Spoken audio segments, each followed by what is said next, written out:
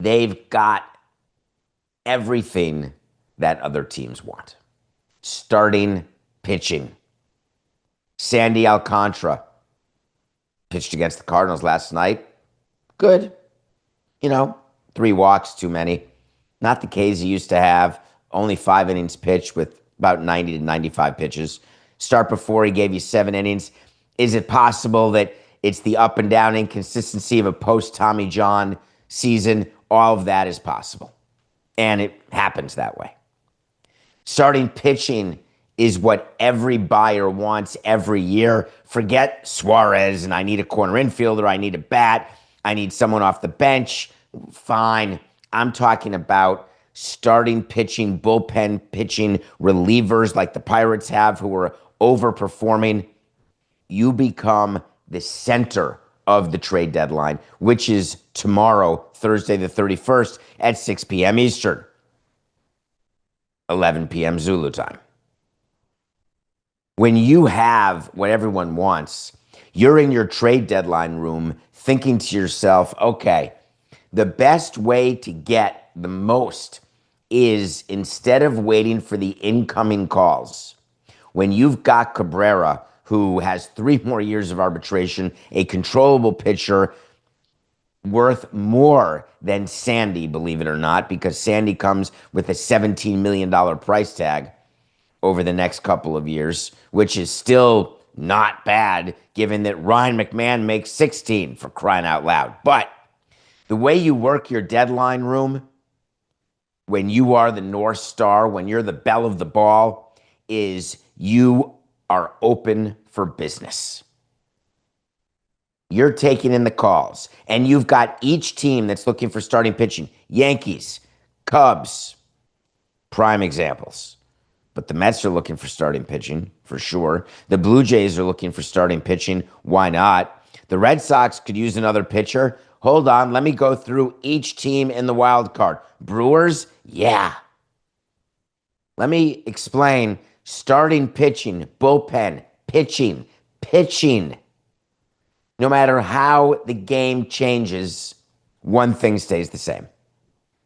Pitching wins. So, what you do is you have a board and then you've got papers. The papers go from, you write it out. Literally, this is what you do. Pen to paper. Each team, each player, each trade. Then, when it goes from pen to board, that is the final after the discussions with the scouts, discussion with the player development people, discussion with the GM, the owner, the president. You all get together. You have a final for each team, for each player. Then, you just wait. You just wait. It's so hard. I can't even tell you. The last day, it's about 7:06 a.m. live on the Nothing Personal with David Samson YouTube channel. The call time would be, because of a night game the night before, and you're generally at the ballpark, you call it at about midnight because that's 9 p.m. West Coast time, and generally that's enough. The call time back is 9 a.m., which is 6 a.m. West Coast time. So you get a few hours with just the East Coast and Central time zone GMs.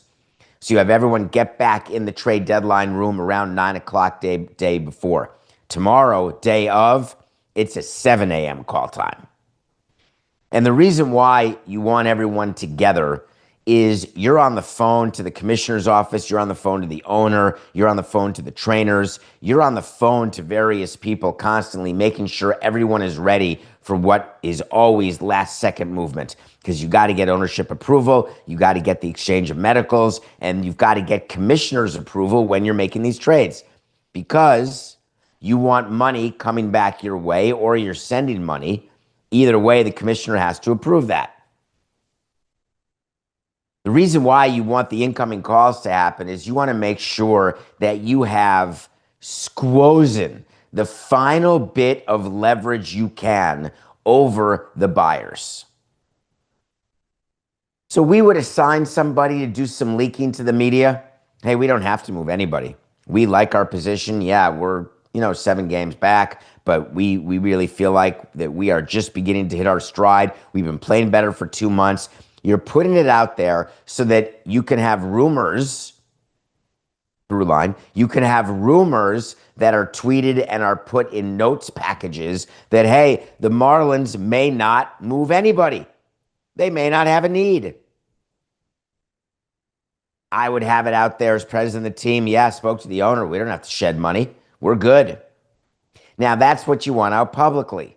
Privately, when the teams are calling, you want, for Sandy, it's going to have to be a 3-for-1.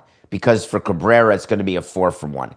I can't have the optics of trading a guy with 3 years of arbitration left without getting back a package. Now, the final player of these 3-for-1s and 4-for-1s, it can be someone who can fog up a mirror.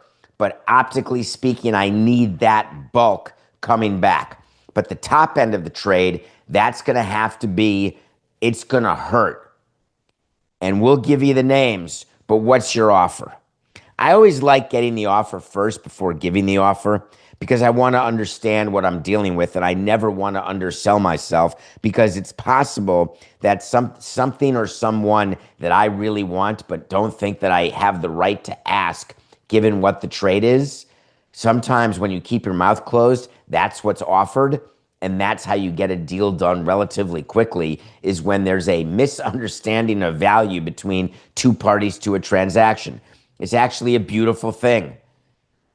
How sad that is.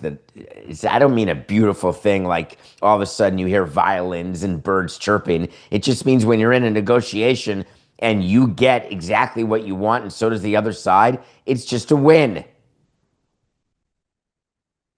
The Marlins have let it be known that they want an elite prospect, 2 for each pitcher at least, plus a big leaguer.